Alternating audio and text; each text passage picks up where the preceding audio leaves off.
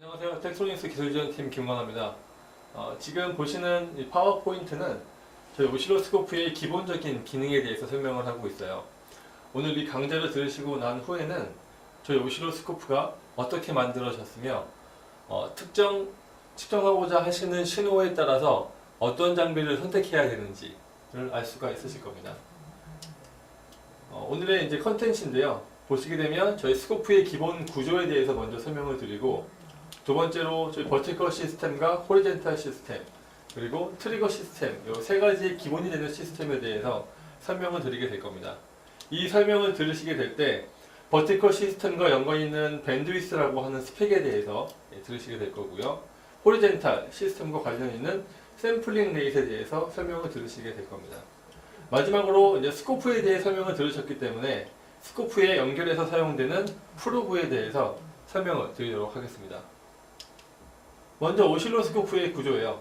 보시는 바와 같이 스코프는 크게 네 가지 파트로 구분이 되어 있으십니다. 디스플레이 부분과 버티컬 부분, 호리젠탈, 트리거라고 하는 네 가지 부분으로 이루어져 있습니다. 이 네 가지 부분은 과거 한 60년 전부터 만들어져 온 아날로그 오실로스코프부터 계속 같은 맥락을 유지하고 있습니다. 이 네 가지 기본 구조를 통해서 오실로스코프가 동작을 하고 있고, 사용자는 현재까지도 이 구조를 통해서 스코프를 동작시키고 있습니다. 스코프의 블록 다이어그램을 보시게 되면 먼저 신호가 들어오게 되면 버티컬 유닛 쪽에서 신호를 인지를 하게끔 되어 있습니다.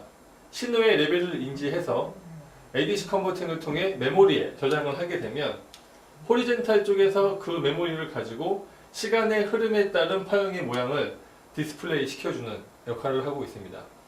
그랬을 때 이 호리젠탈의 파형이 보여지는 시점과 그 부분에 대한 흐름의 빠르기를 조정하는 트리거 유닛이 호리젠탈을 컨트롤하고 있다라고 보시면 되겠습니다. 기본적인 구조에서 버티컬 시스템을 먼저 설명드리도록 하겠습니다. 버티컬 유닛을 보시게 되면 일반적으로 프로브가 연결되는 하단부에 바로 윗부분에 존재를 하고 있고요. 이 부분에 스케일 납과 일반적인 포지션 납, 그리고 기능 버튼들로 이루어져 있습니다. 버티컬 유닛이라 하면 이 기능만을 얘기하는 것이 아니라 이 기능들이 실제로 동작하고 있는 아래쪽에 보이시는 하드웨어적 유닛 전체를 통틀어서 저희는 버티컬 유닛이라고 하고 있어요. 버티컬 유닛이라고 하는 부분에서 결정되는 부분은 오실로스코프의 스펙에 보시게 되면 밴드위스와 샘플링 레이트라고 하는 아주 기본적인 중요한 스펙이 있으신데, 밴드위스를 결정짓는 게 바로 이쪽에 있는 버티컬 유닛 때문이라고 볼 수 있으십니다. 그러면 오실로스코프의 버티컬 유닛을 안다는 얘기는 결국 오실로스코프의 밴드위스를 이해하고 있다는 얘기입니다. 오실로스코프의 밴드위스의 정의는 기본적인 시스템 다이어그램과 크게 다르지 않습니다. 어떤 시스템을 설계할 때 그 시스템의 주파수 분석을 보시게 되면 시스템이 기본적으로 파워 레벨을 유지를 하며 인풋이 아웃풋을 따라갈 수 있는 구조를 이루고 있어요. 하지만 어느 순간부터는 컷오프 프리퀀시 이후부터는 그 파워 레벨이 급감해서 더 이상 높은 주파수대에서는 그 시스템이 동작하지 않음을 알 수 있으십니다. 오실로스코프 같은 경우에는 컷오프 프리퀀시 이후부터는 더 이상 계측기의 측정이 불가능하십니다. 이 부분은 밴드위스를 넘어선 부분이라고 말씀드릴 수 있고, 실제로 컷오프 프리퀀시에서 마이너스 3dB 정도의 파워 감소가 일어나게 되는 이 시점을 저희 오실로스코프는 오실로스코프의 밴드위스다 라고 규정짓고 있습니다. 예를 들면 1kHz의 밴드위스를 갖는 오실로스코프를 예를 들어 볼게요. 오실로스코프의 밴드위스가 1kHz다 라고 하는 얘기는 1kHz의 사인 웨이브까지 측정이 가능하다. 즉 사인 웨이브 측정을 하는데 파워 레벨은 마이너스 3dB 정도가 감소가 일어났겠죠. 근데 여러분들이 최근 들어서 측정하는 시스템들은 저희가 1kHz의 시그널을 찍는다라고 하는 얘기는 1kHz의 사인 웨이브를 측정하는 것이 아니라 1kHz의 클럭 파형을 측정하시는 경우가 대부분입니다. 즉 헷갈리시면 안 되는 부분은 오실로스코프의 밴드위스는 사인 웨이브에 대한 정의다 라고 보시면 되고요. 측정하시고자 하는 클럭 성분을 보시게 되면 이렇게 사인 웨이브 하나에 세 번째 하모닉 성분이 되는 세 번째 하모닉 성분, 그리고 다섯 번째 하모닉 성분이 되는 다섯 배의 하모닉 성분이 추가되게 되면 점점 파형이 합쳐진 모양이 클락에 가까워지고 있음을 알 수 있습니다. 궁극적으로 무한대의 사운드 웨이브가 모두 합쳐지게 되면 퓨리에 트랜스폼 원리에 의해서 정확한 반복되는 어떤 일정 주기의 클럭이 완성되는 것을 볼 수 있으신데요. 오실로스코프로 이런 1kHz의 클럭 파형을 측정한다는 것은 실제로 불가능하십니다. 왜냐하면 무한대의 밴드위스가 필요하기 때문이죠. 그렇다면 과연 엔지니어 분들과 계측기를 만드는 엔지니어 분들은 어느 정도까지 측정을 해야지만 제대로 측정을 했다고 볼 수 있느냐라고 하는 점에서 서로 프로빙 포인트와 사용자의 환경에 따라서 발생할 수 있는 오차율을 계산을 했습니다. 3% 이내의 오차로 들어가게 됐을 때 그런 경우에 저희는 이 파형을 제대로 측정하고 있다라고 얘기를 하게 되고요. 3% 이내의 오차를 측정하기 위해서는 이 파형 내부에 있는 사인 웨이브의 하모닉 성분이 적어도 5배 정도까지는 돼야지만 클럭 웨이브 형태에서 약간 번영된 이 모양 상태, 즉 오차 3% 이내의 파형이 측정 가능하다라고 할 수 있습니다. 결론지어 얘기를 하게 되면 1kHz의 클럭을 재기 위해서는 밴드위스가 다섯 번째 하모닉 성분까지 잴 수 있는, 즉 5kHz의 밴드위스를 갖는 장비를 구비하셔야지만 1kHz의 클럭 웨이브를 제대로 측정할 수 있으십니다. 대표적인 예로 1kHz의 밴드위스를 갖는 스코프로 1kHz의 클럭을 재시게 되면 내부에 있던 이런 사인파는 다 날아가게 되고 순수 사인파만 남은 이 형태로 파형이 관측되게 되어 있으십니다. 자, 제가 지금 버티컬 유닛 쪽에 있는 밴드위스에 대해 설명을 드렸고요. 실제로 화면을 보시게 되면 그 밴드위스 리밋이 과연 파형 모양을 어떻게 바꾸는지 일례를 보여주고 있습니다. 실제 리얼 파형은 채널 1번에서 측정이 되고 있고요. 밴드위스 리밋을 250메가를 걸게 되니까 약간의 노이즈 성분이 감소되는 걸 볼 수 있으시고요. 20메가에서 밴드위스 리밋을 거시게 되니까 파형 전체가 완전히 누워버린 곡선 형태, 즉 사인파 형태로 변형되는 것을 볼 수 있습니다. 즉 밴드위스가 충분하지 않으면 파형 관측을 제대로 하기 어렵다라고 할 수 있으십니다. 다음은 호리젠탈 유닛에 대한 설명이세요. 스코프의 가장 기본적인 유닛으로서 호리젠탈 유닛은 스코프 화면에 보이는 수평축을 담당하고 있습니다. 수평축 쪽에서 가장 중요시 여기시는 부분은 파형을 획득할 수 있는 개수의 양과 그 파형의 해상도라고 볼 수 있으십니다. 오실로스코프는 내부적으로 샘플러라고 하는 샘플링을 할 수 있는 유닛을 가지고 있으신데 그 샘플러의 성능에 따라서 오실로스코프의 스펙이 결정되고 있습니다. 가장 중요한 스펙 첫 번째 밴드위스와 두 번째 스펙은 바로 샘플링 레이트라고 할 수 있고요. 이 샘플링 레이트는 바로 호리젠탈 쪽에서 컨트롤이 가능하십니다. 먼저 보시게 되면 호리젠탈 유닛 쪽에서 이제 샘플링을 하기 때문에 샘플링에 대한 설명을 드리고요. 이 샘플링이 부족한 경우에 발생할 수 있는 문제에 대해 설명을 드린 다음에 그러면 과연 스코프를 제대로 쓰기 위해서는 샘플링 레이트를 어떻게 해야 되는가까지 배우시게 될 겁니다. 일단 스코프를 보시게 되면 과거의 아날로그 어떤 시그널을 지금 같은 경우에는 ADC 컨버팅을 통해서 디지털로 바꿀 수 있는 걸 볼 수 있으세요.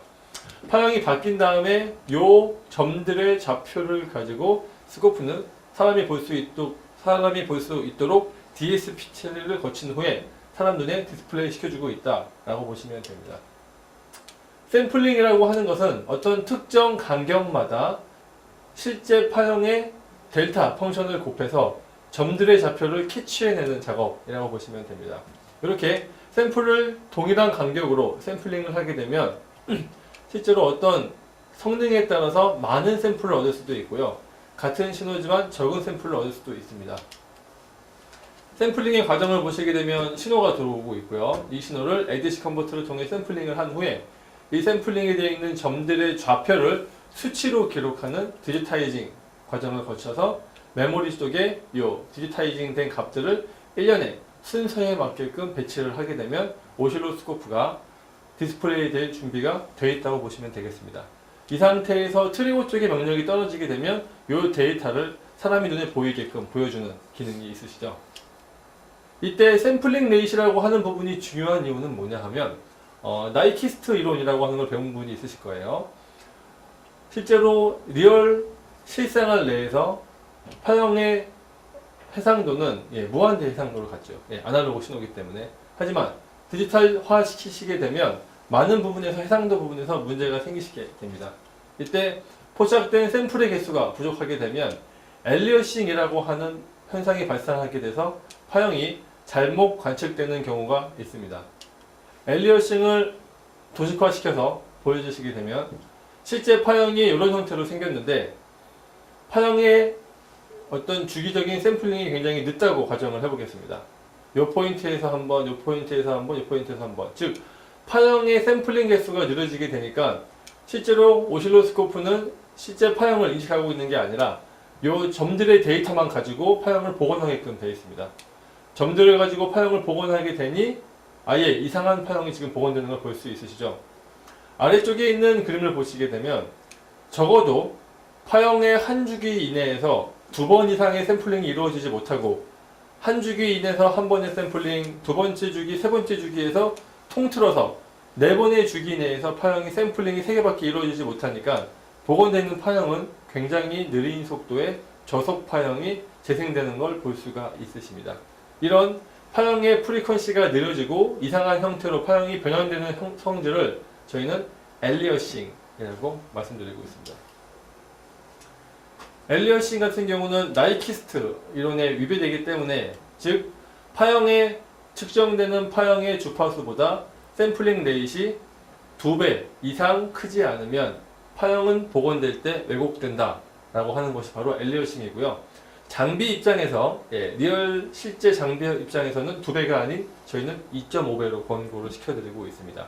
즉 1kHz의 신호를 찍으시려면 샘플링 레이트는 적어도 2.5배 되는 2.5kg 샘플 퍼 세크 이상의 장비를 가지고 측정을 하셔야지만 엘리어싱 없이 전체 신호를 제대로 볼 수 있으십니다. 자, 트리거 유닛이 남았는데요. 제가 트리거 유닛 설명드리기 전에 버티컬과 호리젠탈의 제일 중요한 부분은 방금 말씀드린 바와 같이 버티컬에서는 밴드위스를 걱정을 하셔야 되고 호리젠탈에서는 샘플링 레이트를 보셔야 된다 라고 말씀을 드렸습니다. 즉 버티컬과 호리젠탈은 어떤 측정하는 신호를 정확히 보기 위한 장치라고 보시면 되고요. 트리거 유닛은 이 두 가지를 컨트롤하는 유닛이다. 즉 사용자가 잘 쓸 수 있을수록 더욱 파형을 잘 캡처할 수 있다 라고 하는 부분이십니다. 트리거 유닛은 특별한 구조로 이루어지진 않으시고요. 하드웨어 트리거가 저희가 제공시켜 드리고 있는 목록이 지금 PPT에 나오고 있습니다. 펄스 트리거 내부적으로 보시게 되면 엣지 트리거, 즉 파형이 어느 레벨 이상 됐을 때 파형을 세운 엣지 트리거와 런트 트리거, 키가 어떤 것보다는 크고 어떤 것보다는 작은 어떤 범위 내에 있는 앰플리튜드를 가진 파형을 잡을 때 런트 트리거, 그리고 폭이 작아질 때 잡는 위스 트리거, 그리고 라이징 타임과 폴링 타임이 빠를 때 또는 너무 느릴 때 잡아내는 슬류 레이트 트리거, 그리고 1번 채널을 클럭으로 보고 2번 채널을 데이터로 봐서 셋업 타임과 홀드 타임이 너무 길거나 너무 빠른 경우에 파형을 세워주는 타임아웃 트리거 등이 있습니다. 버스 트리거는 저희가 제공시켜드리고 있는 굉장히 높은 퀄리티의 트리거로서 버스를 지정하시게 되면 iSCIRC SPI, RS232, CAN, RIN 같은 저속 프로토콜의 어떤 특정 경우에 대해서 파형을 세워서 볼 수가 있으십니다.